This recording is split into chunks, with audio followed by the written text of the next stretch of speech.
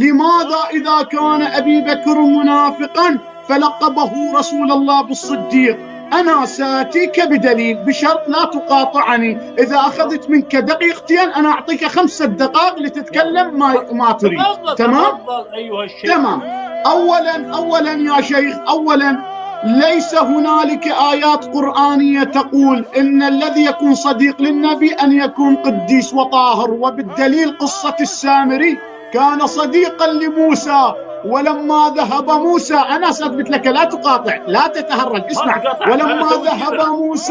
ولما ذهب موسى لميقات الله عبد السامر العجل، وهو كان من المقربين لموسى. فلما رجع موسى إلى قومه قال: ما خطبك يا سامري؟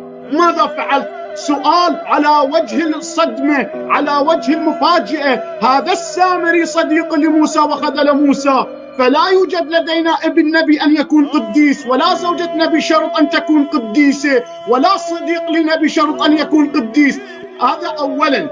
ثانيا، طبيعة النبي صلى الله عليه وآله كان يعامل المنافقين كمسلمين ما لم يعلنوا بكفرهم. وأنت ستقول لي: هل يوجد إثبات على هذا الشيء؟ نعم، هنالك جرير كان منافقا، ولما مات صلى عليه النبي وهو منافق ويعلم النبي بذلك.